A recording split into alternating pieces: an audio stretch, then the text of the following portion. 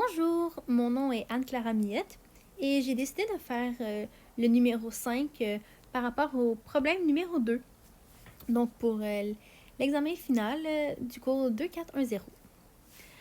Donc, pour commencer, on peut voir qu'il faut trouver en fait le flux rotationnel de F, puis on va utiliser la formule de Kelvin-Stokes pour y parvenir. Donc la formule de Kelvin-Stokes, ce qu'elle va nous dire, c'est qu'on va devoir faire les chemins en fait. Donc on va devoir regarder tous les chemins et calculer leur intégrale, en fait, intégrer le long des chemins pour permettre de trouver la réponse. Donc en fait, on va utiliser aussi le F, qui est le champ de vecteur qui nous était donné. Donc c'est ici le 2YZ, celui-ci ici, toute cette formule-là, moins x plus 3y moins 2, puis x à la 2 plus z, puis c'était sur les 1, 2, 3. Donc, alors cette formule, ce champ vecteur va nous être vraiment utile pour calculer les intégrales un petit peu plus tard. Donc, pour commencer, on va regarder un petit peu le graphique. Donc, on nous avait donné qu'on avait deux formules, donc deux formules de cylindre. Donc, le premier qui est un cylindre, disons comme ça, et le second qui est, disons, un cylindre comme ça, plus grand en effet, là, mais avec une valeur de R qui était A en fait. Donc, on peut tout de suite savoir les A, en fait, ce qui va nous être vraiment utile pour quand on va être rendu à paramétrer. Donc, qu'est-ce qu'on peut regarder? Alors, on a une surface, en fait. Puis, comme je disais, on va vouloir intégrer le long des chemins. Puis, les chemins, en fait, je les ai moi-même notés, je les ai moi-même appelés, en fait. Alors, oups, pardonnez-moi. Donc, j'ai le point A, le point B, le point C et le point D. Le premier chemin va du A au B. Le second du B au C. Ensuite, du C au D. Et celui du D au A. Là, on en a aussi un qui va du A au C et un qui va du C au A. Donc, ceux-ci, on va en fait les annuler. Donc, on le sait en fait que deux vecteurs qui sont dans la même ligne,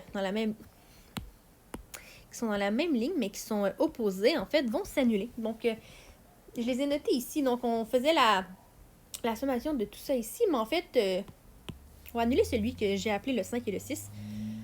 Donc, ça va être simplement faire la somme des intégrales des chemins 1, 2, 3 et 4 dont j'ai parlé au début pour ces deux surfaces. Alors, on peut voir aussi qu'on a des vecteurs comme ça, là, qui... ça s'en va toujours dans cette direction-là. Ça, on l'a vu, c'est... Bon. Alors, comme je disais, avec la formule de Stokes, on va réussir à intégrer le long des chemins. Donc, pour pouvoir intégrer le long des chemins, on va devoir paramétrer. Donc, paramétrons. Pour ce qui est de AB, qui est celui-là ici, donc c'est comme un peu un cercle, puis on voit aussi que c'est seulement dans les... c'est seulement dans le X et Y. Donc, on a le normal, donc, le normal. Celui qu'on utilise souvent pour ce qui est d'un cercle sur le XY. Donc, c'est le ACOS, qui est la valeur du X, ASIN, qui est la valeur du Y, et 0, qui est la valeur du Z. Donc, on a le AB. Maintenant, regardons le BC. BC qui, je rappelle, est celui-là ici. Donc, on voit que le X n'a aucune influence sur cette ligne. Donc, en fait, le X est égal à 0, ici.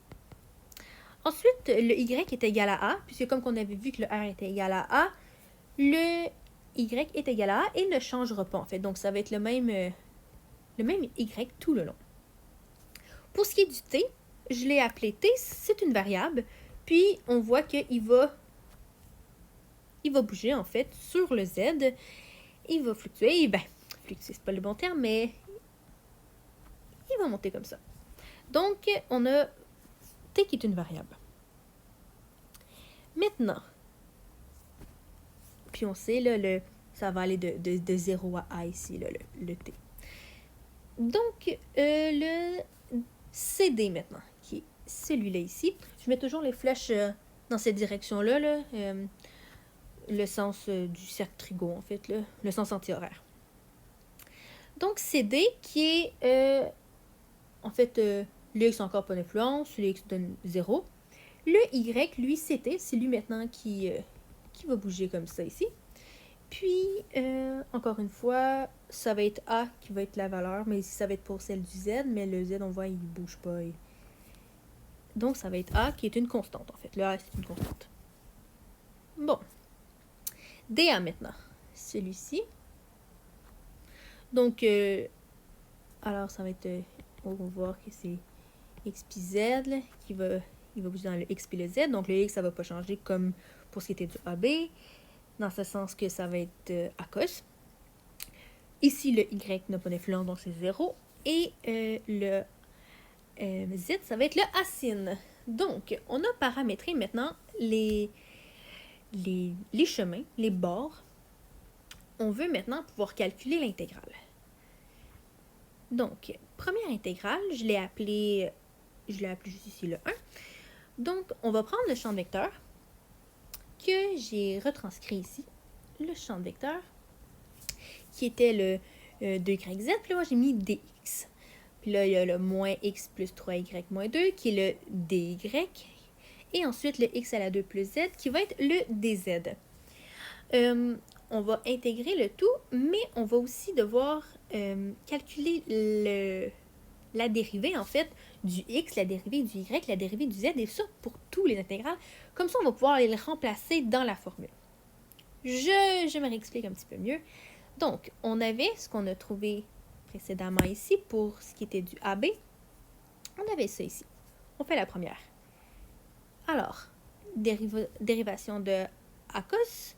On va devoir faire la dérivation de ASIN et la dérivation de 0. Pour après ça, aller les remplacer à l'intérieur de la formule du F, qui était le champ de vecteur. Bon, alors, je ne l'ai pas fait pour le DX parce que je savais que puisque le Z donnait 0, ça la laisse annuler. Le DY, ça donnait ACOS. Le ASIN, ça devient ACOS en le dérivant. Pour ce qui est du DZ, ben, la dérivée de 0, c'est 0. Donc, l'ousse, on l'enlève. Donc, c'était juste ça ici que, ben, avec le moins, que j'utilisais. Donc, on allait juste regarder le X plus 3Y moins 2 DY. Bon. Nous l'avons ici, celui-là, je l'avais mis le 0, mais nous l'avons ici. Donc, le DY que j'avais calculé était le ACOS de T. Et j'ai juste remplacé, alors X, j'ai remplacé par ACOS. 3Y, je l'ai remplacé par 3 ASIN. Et le moins 2, bon, qui ne change pas. Ensuite, bon, j'ai mis de 0 à pi sur 2, là, comme ça, là, pour ce qui était des bornes. On va pouvoir aller les remplacer après avoir fait l'intégrale. Alors, bon, l'intégrale de cos 2 de t, qui est ici, l'intégrale de sin fois cos, qui est ici avec aussi un petit peu en avant. Alors, j'ai calculé l'intégrale. Et maintenant, je vais aller remplacer le 0 et le pi sur 2 dans ma formule. Chanceux, avec des sin puis des cos, des 0 puis des pi sur 2, surtout avec un 2t, donc c'était 2 pi sur 2, donc donnait pi, donc sin de pi, ça donnait 0. Donc il y a beaucoup d'annulations, beaucoup de... Ici aussi, à un moment donné, ça donnait 0 en fait, parce que ça donnait moins 1. Et alors là, moins 1 qui donnait plus, puis le plus 1, moins 1 qui donnait 0. Donc, il y a eu beaucoup d'annulations comme ça, qui, finalement, nous donne... je sais pas pourquoi... Pardonnez-moi.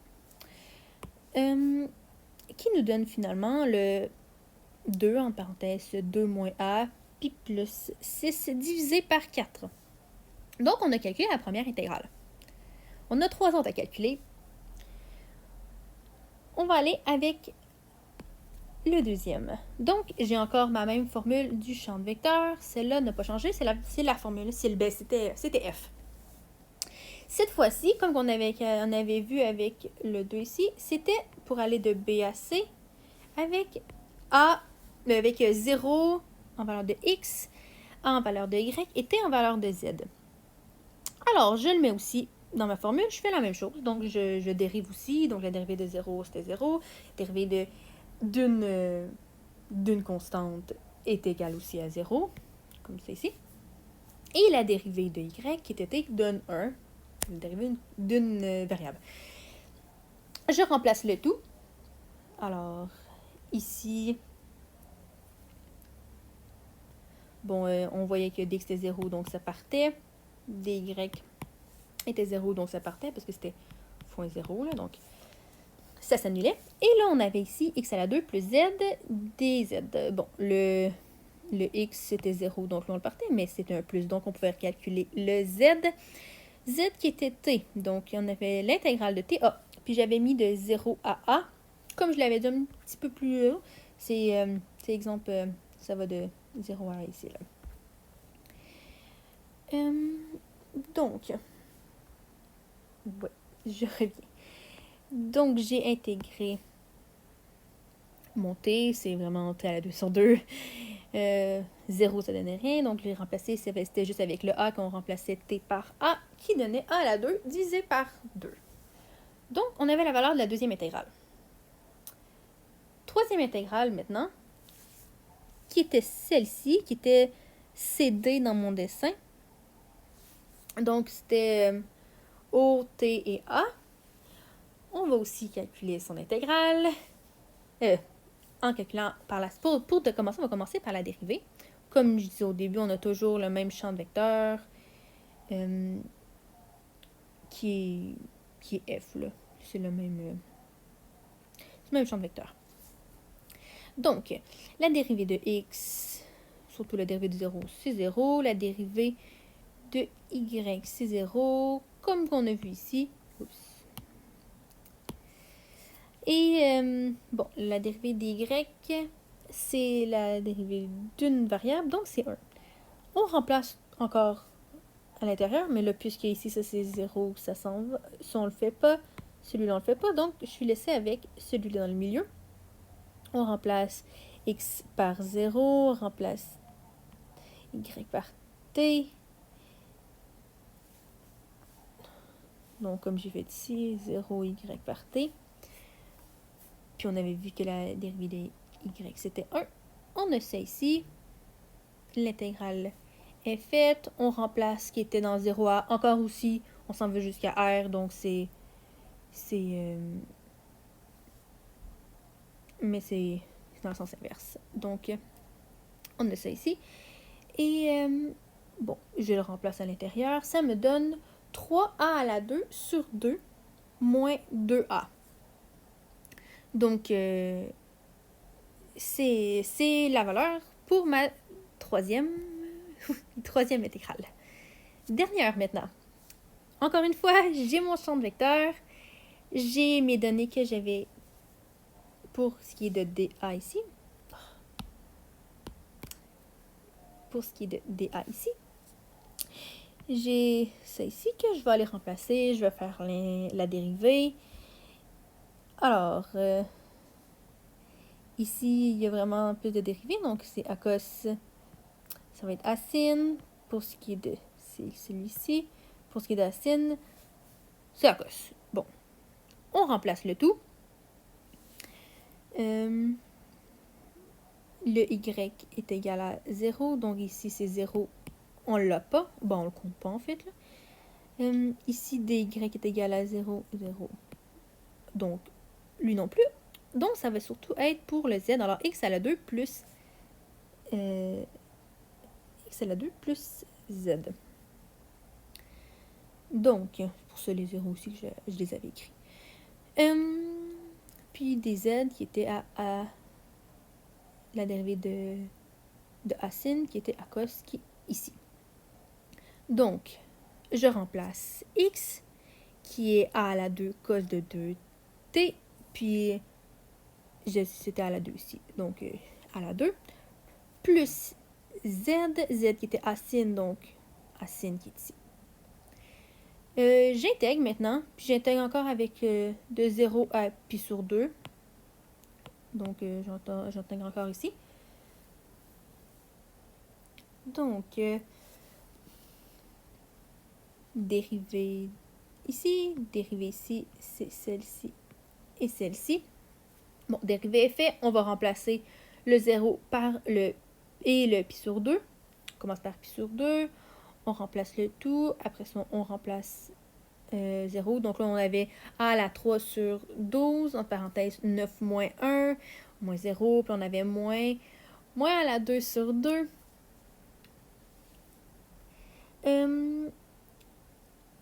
Oui, exactement. Là, après ça, j'ai retravaillé un petit peu pour les mettre ensemble. Donc, ça me donne le... Comme on peut voir ici, là, j'ai juste... c'est 16 divisé par 4 les deux, puis des choses comme ça, là. Ici, j'ai fait x3, x3 pour les mettre sur le même dénominateur, x2, x2. Donc, c'était 4, 6 et 3, 6. Donc, j'ai calculé la dernière intégrale. Maintenant, on additionne les 4 intégrales qu'on a. Donc, on fait la somme des intégrales qui va être 1, 2, 3, 4. Je l'ai fait ici. J'ai juste mis toutes les réponses. Donc,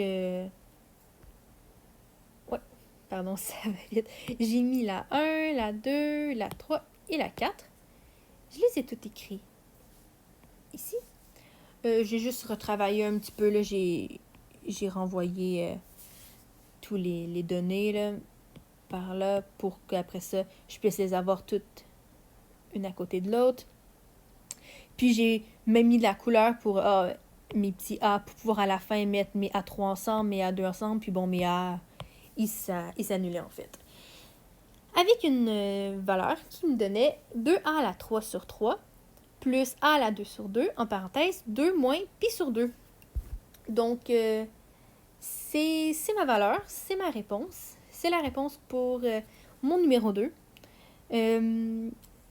Donc, c'est bien ça, avoir calculé le flux rotationnel avec la formule de Kelvin-Stokes. J'ai fait les chemins, j'avais 2 cylindres et donc des surfaces. Puis, c'est bien ça. Donc, merci beaucoup pour le cours et passez une belle été. Au revoir.